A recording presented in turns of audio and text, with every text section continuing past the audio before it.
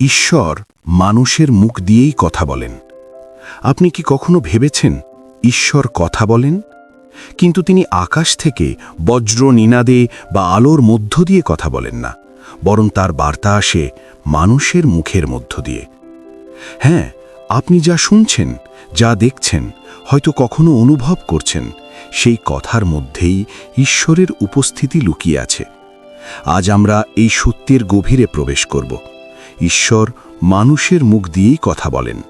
এটি শুধু ধর্মীয় ধারণা নয়, এটি দর্শন, জীবনের অভিজ্ঞতা এবং মনোবিজ্ঞান সব মিলিয়ে একটি বাস্তব সত্য। ধরুন, আপনি জীবনে হঠাৎ একেবারে হতাশ হয়ে পড়েছেন, মনে হচ্ছে আর এগোনোর শক্তি নেই। ঠিক তখনই কেউ এসে এমন একটি কথা বলে যা আপনার মনকে হালকা করে দেয়, আপনাকে নতুন করে আশা দেয়। এই কথাটি হয়তো জীবন বদলে দিতে পারে। প্রশ্ন হলো, এটি শুধু মানুষের কথা নাকি তার মধ্যে লুকিয়েছিল ঈশ্বরের বার্তা?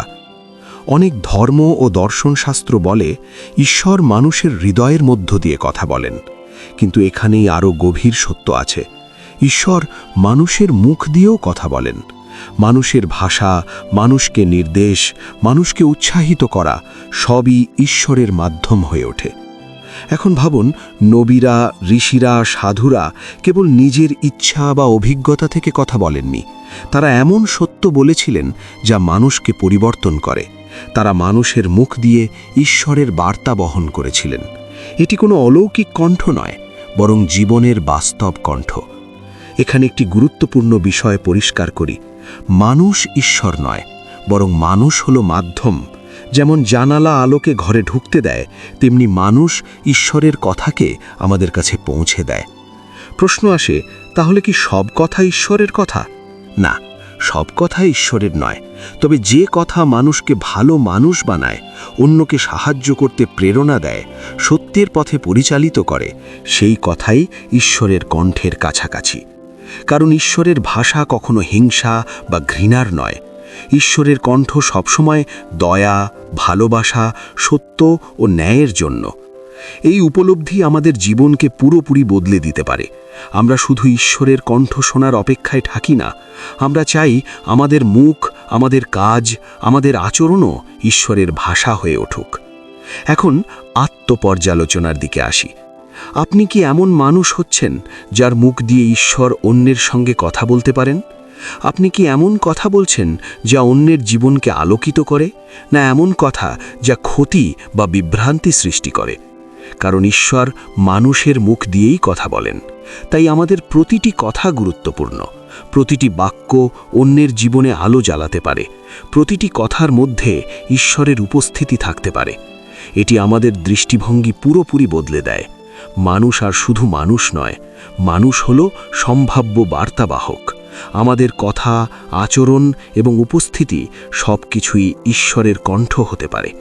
তাহলে প্রশ্ন আসে, যদি ঈশ্বর মানুষের মুখ দিয়েই কথা বলেন, তাহলে পৃথিবীতে এত ঘৃণা, সহিংসতা কেন?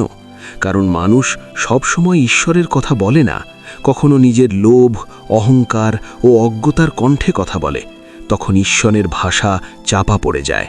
কিন্তু ইতিহাস দেখায়, সব অন্ধকার যুগেও কিছু মানুষ উঠে এসেছে যারা সত্য, ন্যায় ও ভালোবাসার কথা বলেছেন। তাদের কথাই পৃথিবী বদলেছে।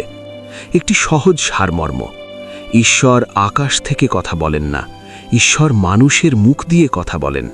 যেখানে সত্য, দয়া ও ভালোবাসা, সেখানে ঈশ্বরের ভাষা। যেখানে ঘৃণা, সহিংসতা ও বিভেদ, সেখানে ঈশ্বরের কণ্ঠ নয়, সেখানে মানুষের অজ্ঞতা কথা বলছে। এই উপলব্ধি আমাদের জীবন বদলে দিতে পারে। আমরা শুধু ঈশ্বরের কণ্ঠ শোনার অপেক্ষায় থাকি না, আমরা চাই আমাদের মুখ, আমাদের কাজ, আমাদের আচরণও ঈশ্বরের ভাষা হয়ে উঠুক। শেষে প্রশ্ন, আজ আপনি যে কথাটি বলবেন, সেই কথার মধ্য দিয়ে কি কেউ জীবনে আলো পাবে? যদি পায়, তাহলে আপনি আজ ঈশ্বরের মুখ হয়ে কথা বলেছেন। সত্যিকারের উপলব্ধি একটাই: ঈশ্বর মানুষের মুখ দিয়েই কথা বলেন। অডিওটি ভালো লাগলে লাইক করুন এবং কমেন্টে আপনার মতামত জানান পরবর্তী অডিও কোন টপিকের উপর শুনতে চান। আর নতুন কিছু জানতে ভয়েস অফ ফিলোসফি চ্যানেলটি সাবস্ক্রাইব করে আমাদের সাথে থাকুন। অডিওটি শেষ পর্যন্ত শোনার জন্য আপনাকে অসংখ্য ধন্যবাদ।